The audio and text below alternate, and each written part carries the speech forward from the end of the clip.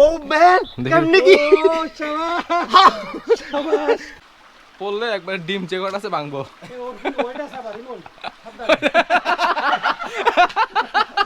কু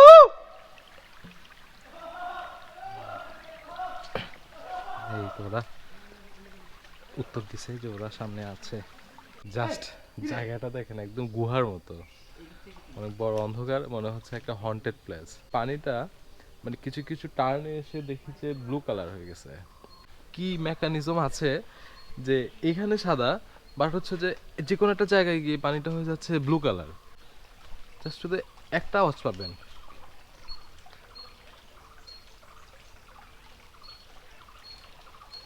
জাস্ট ভিউটা দেখেন এটা কত সুন্দর হতে পারে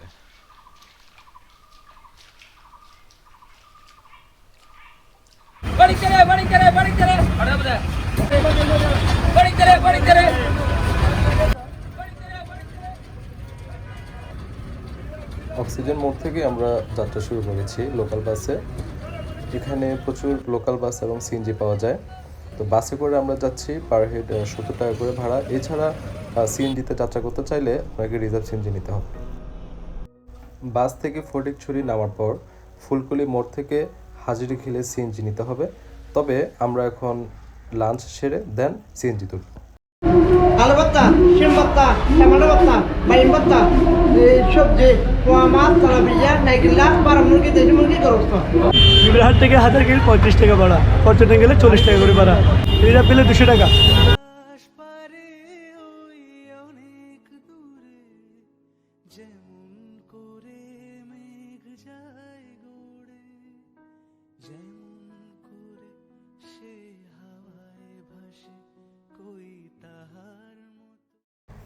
সিএনজি ড্রাইভারের কাছ থেকে আমরা জানতে পারি গাইবি মসজিদের কথা এবং আমরা সিদ্ধান্ত নেই হাজিরখিল যাওয়ার পথে গাইবি মসজিদ দেখেই আমরা যাব বেশ ভালোই লেগেছে এবং এখানকার একজন ধর্নাঢ্য ব্যক্তি এই গাইবি মসজিদটি পুনর্নির্মাণ করেছেন অবশেষে আমরা আমাদের ক্যাম্পের উদ্দেশ্যে রওনা করতে পেরেছি আমাদের সাথে আছে আমাদের গাইড কাঞ্চনদা আমাদের ক্যাম্প রেডি করার ব্যাপারে সর্বোচ্চ হেল্প করছেন এবং কাঞ্চনদা খুবই ফ্রেন্ডলি একজন মানুষ আর এছাড়া আমরা ক্যাম্প রেডি করার পর আমাদের রাতের ডিনারটা সেরে দেন আমরা বারবিকিউ পার্টিতে যাব রাতের ডিনারের মেনুতে আমাদের ছিল ভাত ডাল আলু ভর্তা আর চিকেন স্পেশালি খাবারটা আর হচ্ছে যে বারবিকিউ ম্যারিনেট করার ব্যাপারটা অর্গানাইজ করেছেন আমাদের ট্যুর অর্গানাইজার আশিসদার ওয়াইফ আমাদেরকে ব্যাপারে সর্বোচ্চ হেল্প করেছেন এবং এক কথায় বারবিকিউটা অসাধারণ ছিল মেরিনেট থেকে শুরু করে এইচ এন্ড এভরিথিং আশিসদা অনেক সুন্দরভাবে আমাদেরকে অর্গানাইজ করে দিছে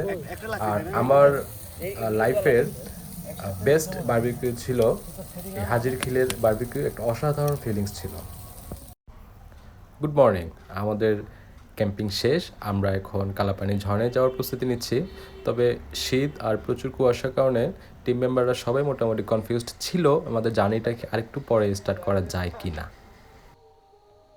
কষ্ট হয়েছে সেটা হচ্ছে পা ব্যথা পাইছে পড়ে দিয়ে এছাড়া সব কিছু ওকে আছে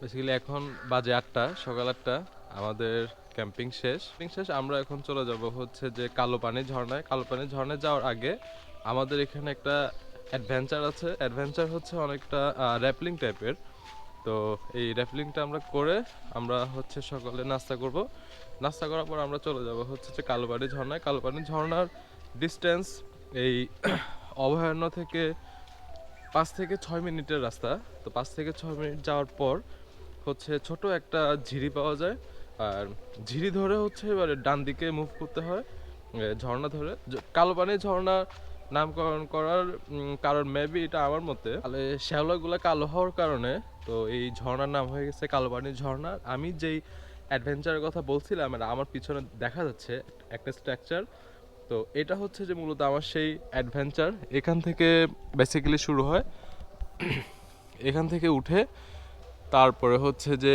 এই পার্টগুলো শেষ করতে হয় ব্যাপারটা অনেক এক্সট্রিম একটা অ্যাডভেঞ্চার এখানে হচ্ছে যে এগুলা মুভ করে আর কি, মুভ করে দড়ি দিয়ে বাঁধা। তো এখানে আসলে যাদের নার্ভ দুর্বল অথবা যারা শারীরিকভাবে ফিট না তাদের জন্য খুবই টাফ হয়ে যায়। এখান থেকে উঠে তারপরে হচ্ছে যে এই জায়গায় আসতে হয়। এখান থেকে আবার হচ্ছে যে ওই পোর্শনটা ঘুরে ওই গাছের সেন্টারে, ওই গাছের সেন্টার থেকে এই গাছের সেন্টারে, এই গাছের সেন্টার থেকে এই চিকন কাঠের উপর হেঁটে হেঁটে হেঁটে হেঁটে এখান থেকে তারপর হচ্ছে যে টায়ারের উপরে হেঁটে হেঁটে আবার এখানে আসতে হবে। তারপরে এই পোর্শন থেকে এখানে এসে তারপরে হচ্ছে যে এখান থেকে নামতে হবে। তো আমি গতকাল এই দেখতেছিলাম যে এখানে হচ্ছে যে অর্ধেকে এসে সে আর পিছনেও যেতে পারতেছে না, আবার হচ্ছে যে সামনেও আসতে পারতেছে না। তো আমরা আজকে এই অ্যাডভেঞ্চারটা করব। তো আমি আপনাদের সাথে শেয়ার করব আসলে অ্যাকচুয়ালি অ্যাডভেঞ্চারটা কি আসলে মজা, মানে আসলে কি এক্সট্রিম, নাকি শুধু দেখতে মনে হচ্ছে যে অনেক মজা হবে।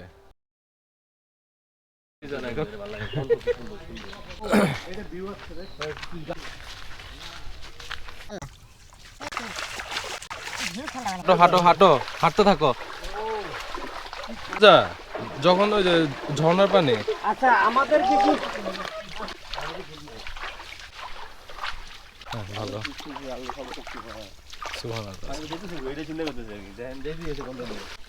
বেশি না, এখানে 1 ঘন্টা 1 ঘন্টার বাইন্ধে রাখলে এখন হাঁটতেছি ঝিরি ধরে। এটা হাজিরখিল কালো পানি ঝর্ণা বলে। পানি অসম্ভব ঠান্ডা, একদম বরফের মতো ঠান্ডা। সবাই মোটামুটি ক্যামেরা নিয়ে ব্যস্ত। সেটা এত সুন্দর একটা ভিউ দেখে ক্যামেরা বন্দি করার লোভ সামলাতে পারতেছে না। আর এই জায়গার পানিটা নীলা টাইপের, ব্লু কালার। হাঁটার সময় পানির যে একটা শব্দ হয়, এই শব্দটা এটা খুবই অসাধারণ একটা শব্দ, সাউন্ড খুবই ভালো লাগে। তো যেহেতু বন্যপ্রাণী অভয়ারণ্য, এখানে মানুষের আনাগোনা খুবই লিমিটেড। ও ম্যান কেমনে কি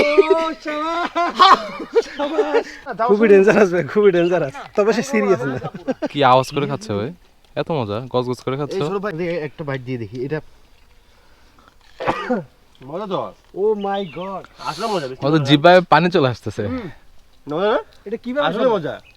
আরে তিতা না তো ভাই, এটা টক না, টক না, টক ওরকম টক না, ওরকম টক না। আমি একটু ট্রাই করি, একটা বাইট দিয়ে দেখি। দেখি আমার একটু দেন। আমার ভালো লাগছে। আমি তুলি, আপনি খান। আপনি তো তুলতেই আছেন। চলুন চলুন, দর্শন নিব। মিথ্যা কথা বলছি, চুকা বেশি চুকা।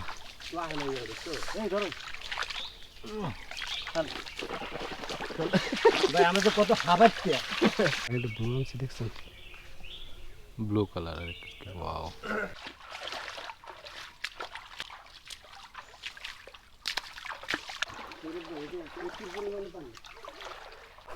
সবচেয়ে বেশি মিস করতেছি একটা পেঁপে গাছ, সকালের নাস্তাটা সারার জন্য। সকালবেলার ফার্স্ট নাস্তা হচ্ছে 2টা কলা 1টা রুটি। আমি এই জিনিসটা খুবই মিস করতে। জঙ্গলে আইসা এখন কলা গাছ চাচ্ছ? হ্যাঁ, আমি একটা কলা গাছ চাচ্ছি, পাকা পাকা পাকা কলা। পাকা কলা। আমাদের সৌরভ ভাই ট্রাই করতেছে মাছ ধরার জন্য, ইনশাল্লাহ পেয়ে যাব। মাছ কিভাবে আসে আমার সেটাই, এটা পানি হচ্ছে আপনার ঝর্ণা থেকে উপর থেকে আসে, সেখানে মাছের উৎপত্তি কোথা থেকে আসে?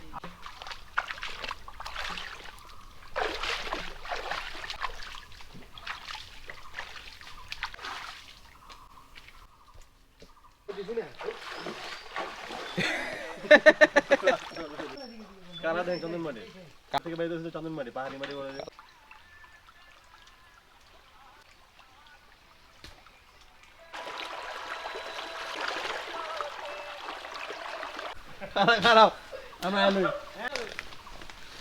আমরা না বলা হচ্ছে ইমন ভাই উঠলে ছিঁড়ে যাবে।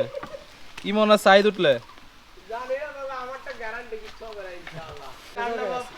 নামবেন কেন, নামতে উঠছি ভালো কথা, নামবেন কেন? বিলুপ্ত প্রজাতির একটা বানর। আমরা আমাদের পরে যেতে হলে এটা নামতে হবে। তুমি এটা পাড়া, আমি এটা যাবো গা,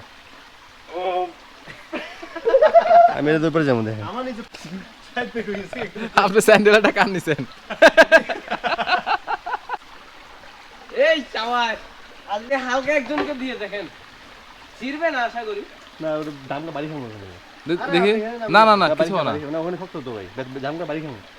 সৌরভ ভাই এই পাশ থেকে এই পাশে আসার ট্রাই করছে, জাস্ট একটা লতার উপর ভর করে, অ্যান্ড হি সাকসেস ম্যান।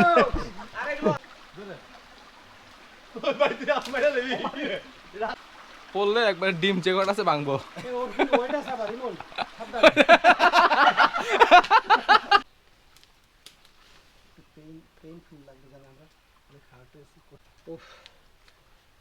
জীবন শেষ।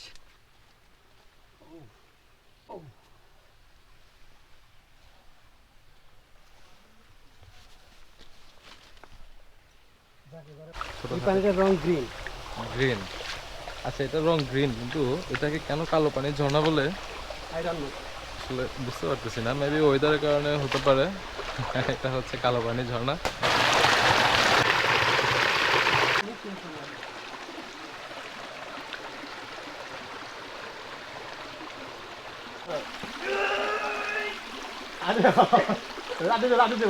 আর এই ঝর্ণার মধ্যে এই যে এই ধরনের একটু বিচ্ছিরি কালারের এগুলো হচ্ছে যে আয়রন। আমরা যত সামনের দিকে এগোচ্ছি রাস্তা ততই দুর্গম হচ্ছে। আর এখানে তো গাছপালা ভেঙে এমনভাবে পড়ে আছে এখানে, আর পাথরগুলোর অবস্থা খুবই পিচ্ছিল, আর পাথরের গায়ে আয়রন, আর হচ্ছে পিচ্ছিল, অনেক পিচ্ছিল। আমরা আসলে বুঝতে পারতেছি না অ্যাকচুয়ালি কি আমরা সঠিক পথে আছি নাকি আমরা ভুল করে ফেলছি, কারণ এখানে রাস্তা খুবই দুর্গম আর মানুষ আসে বলে মনে হচ্ছে না। ভুল আমরা পথে এখানে আছে। আমাদের সাথে গাইড নেই, আর দ্বিতীয় কথা আচ্ছা। হচ্ছে আমরা এখানে কখনো আসি নাই। আচ্ছা। তৃতীয় কথা হচ্ছে আমরা অলরেডি 1.5 ঘন্টার উপরে পথ হাঁটছি, কোনো ঠিক ঠিকানা কিনারা পাচ্ছি না। কে বলবে যে আমাদেরকে কোন দিকে যাবো, ডানে নাকি বামে? ডানে না বামে? অলরেডি ডানে একটা পথ আমরা রাইখে আসছি। আচ্ছা। ওটাও হইতে পারে, আমি আসলে কনফিউজ।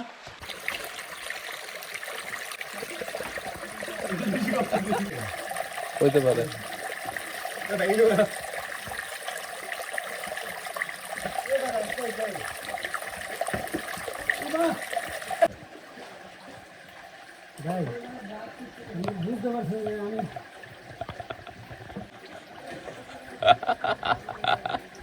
ও আল্লাহ,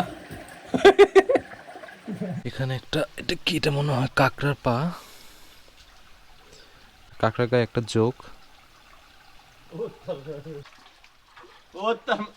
এই দেখো জোক, আরে কাঁকড়ার পায়ে দেখো কি, কই কই আমার দেন তো, এই যে জোক, কই আমি একটু দেখি ভাই। জোকের বাচ্চা দেখছো? সরো না, আমি একটু দেখি। কি ছোট? ছোট, এটাই তো খায়, এটা খায়া বড় হইতে তোমার বেশিক্ষণ লাগবে না।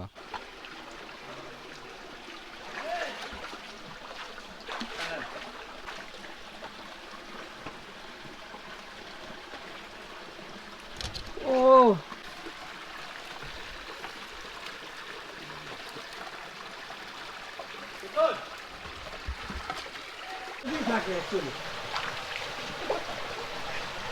আমাদের সৌরভ ভাই ট্রাই করছে আসলে এই রাস্তাটা পার হওয়ার, তো আমার মনে হচ্ছে পারবো সে। Good luck. এদিক দিয়ে যে মানুষ গেছে, রাস্তা আছে যে, অবশ্যই আছে। মানুষ যাইতে গেলে আমরা কেন পারবো না? এটা ছাড়িয়ে না, এটা দিয়ে না আমাদেরকে। সৌরভ ভাই আসলে ভালোই ট্রাই করছে, আই থিঙ্ক উনি পার হয়ে যাবে। উনি গিয়ে আমাদেরকে ও পাশের রেজাল্টটা জানালেই আমরা এখান থেকে এক এক করে পার হওয়া শুরু করব।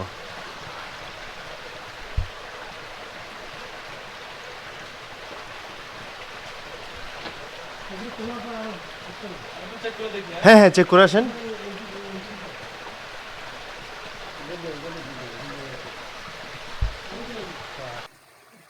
আসেন।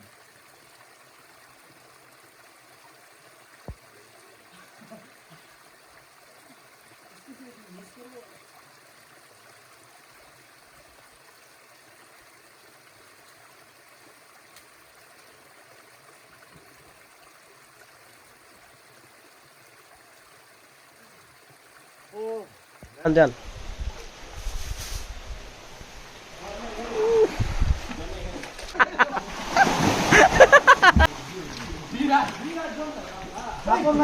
শুধু পাপড় পাপড়। এত কষ্ট করে ঝর্ণার শেষ প্রান্তে এসে আমরা সত্যিকার অর্থে প্রচলিত কোনো ঝর্ণার দেখা পাইনি। কুচকুচে কালো ঝর্ণার শেষ প্রান্তটি অত্যন্ত ভৌতিক, অনেকটা হরর মুভির মতোই ছিল। 2 ঘন্টার কষ্টকর ট্রেল ধরে আমরা এগিয়েছিলাম এবং ঝর্ণা দেখা ব্যর্থ মিশন শেষে আমরা আবার ক্যাম্পে ফিরে যাওয়ার প্রস্তুতি নিচ্ছি এবং এই শেষ প্রান্তটি ছিল অত্যন্ত কষ্টকর একটা ট্রেল, কারণ এখানে প্রচলিত কোনো রাস্তা ছিল না। একটা পাহাড় ধরে ধরে এগোনোর জন্য রাস্তাটা যথেষ্ট কষ্টকর ছিল।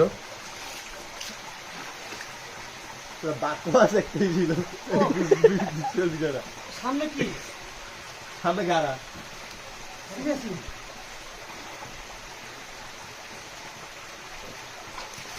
পানিগুলা জীবনটা শেষ করে দিতেছে আর রিমনে আগে কাটতে যাবে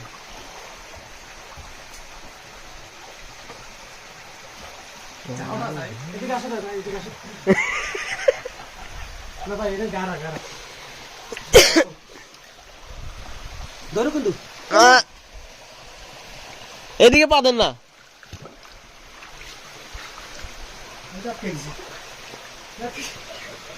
হাত দেন আমি পারবেন না, হাত লাগবে না তাহলে চেষ্টা করতেছি